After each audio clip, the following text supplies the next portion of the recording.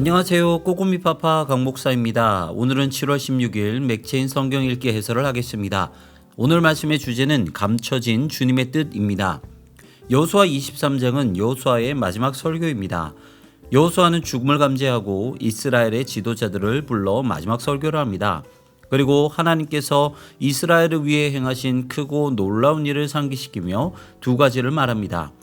첫째는 여호와를 가까이 하라는 것이고 둘째는 여호와를 사랑하라는 것입니다. 그리고 경고도 말해줍니다. 만약 하나님의 말씀대로 살지 않으면 심판의 말씀이 이루어질 것이라 말합니다. 여호수아의 설교의 목적은 분명합니다. 하나님은 자비롭고 능력이 많으시다는 것입니다. 그러므로 하나님을 사랑하고 의지해서 복된 삶을 살아야 한다는 것입니다. 예레미야 12장은 질문과 답변입니다. 예레미야의 질문은 간단했습니다. 악인의 형통과 반역자들의 평안입니다. 예레미야가 판단할 때 하나님께서 그들에게 복 주신 것처럼 보였기 때문입니다. 이에 대한 하나님의 대답도 간단했습니다. 악인의 형통과 번성은 이스라엘을 징계하기 위함이었다는 것이죠.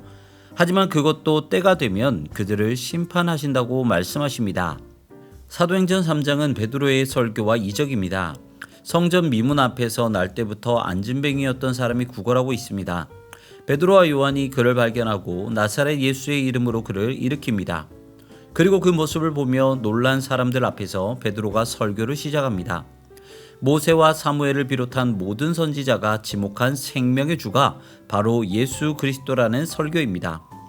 비록 유대인에게 죽임을 당했지만 예수님은 부활하셨고 자신이 바로 그 증인이라는 사실을 강조합니다.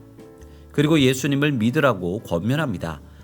말씀에 기초한 이 단순한 설교가 많은 이들에게 복음을 심어 주었습니다. 이처럼 은혜는 선동하는 말이 아니라 올바른 말씀으로 옵니다. 마태복음 26장은 예수님께서 잡히시는 날입니다. 대제사장들과 백성의 장로들은 예수님을 잡기로 결정합니다. 가룟 유다는 예수님을 그들에게 팔아넘깁니다. 예수님은 마지막 만찬을 베푸시고 베드로의 배신을 예언하십니다. 그리고 겟세마네에서 기도를 하신 후 붙잡히십니다. 예수님의 재판은 속전속결이었습니다. 결론은 신성 모독죄에 대한 사형 판결입니다. 재판까지 따라왔던 베드로는 예수님을 3번 부인합니다. 그리고 예수님의 예언을 기억하며 심히 통곡합니다.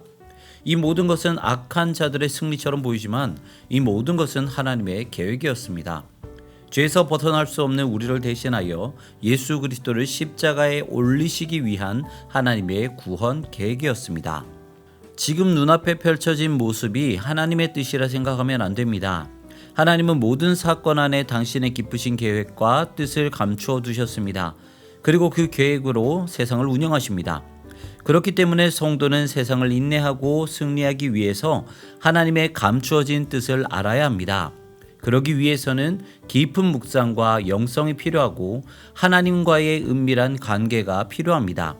오늘도 감추어진 하나님의 계획을 알기 위해 하나님 앞에 서시는 여러분 되시기를 소망합니다. 지금까지 꼬꼬미파파 강목사였습니다. 내일 다시 만나요.